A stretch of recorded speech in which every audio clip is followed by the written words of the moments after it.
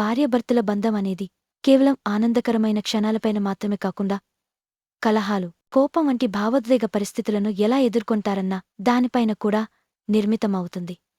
ఈ బంధంలో ఒక అద్భుతమైన సత్యం ఏమిటంటే, భర్త యొక్క నిస్వార్థమైన ప్రేమ మాత్రమే భార్య కోపాన్ని కొన్ని నిమిషాల్లోనే తేలికగా దూరం చేయగలదు. ఇరువురు ప్రేమతో, సహనంతో ఉంటే ఆ బంధము ఎంతో శక్తివంతమైనదిగా మారుతుంది. భార్య కోపంగా ఉన్నప్పుడు, అదే కోపంతో లేదా గొడవతో స్పందిస్తే పరిస్థితి మరింత దిగజారుతుంది. అబ్బో, అది చిన్న మాటలు కాకుండా మనసులు గాయపడి ఒకరిపై ఒకరికి అభిమానము కోల్పోయి యుద్ధంగా మారుతుంది. కాని భర్త ఆమెను ప్రేమతో, శాంతంగా, సానుభూతితో సమీపిస్తే, ఓ సున్నితమైన మాట, ఓ చిరునవ్వు, ఓ ఆత్మీయ స్పర్శ, ఆమె మనసు కరిగిపోతుంది. ప్రేమ అనేది బలహీనత కాదు, అదెసలైన బలం. స్త్రీ ఈ గొడవ కన్నా నువ్వే నాకు ముఖ్యమనుకుంటుంది.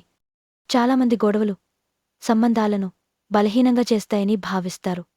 కాని వాస్తవానికి తగాదలే బంధాన్ని ముందుకు నడిపించే ఇంధనం. ఎందుకంటే తగాదా అంటే మనకు పరస్పరం ఒకరిపై ఒకరికి ఇష్టం, విలువ ఉండబట్టే కోపం కూడా చూపించగలుగుతాము.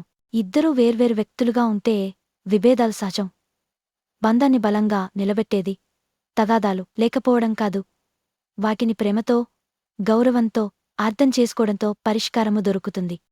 అంతేకాక ఒక బంధానికి అసలైన అర్థం అనేది కోపం లేకపోవడంలో కాదు, ప్రేమ ఎప్పుడో కోపాన్ని తుడిచిపెట్టగలగడంలో ఉంది.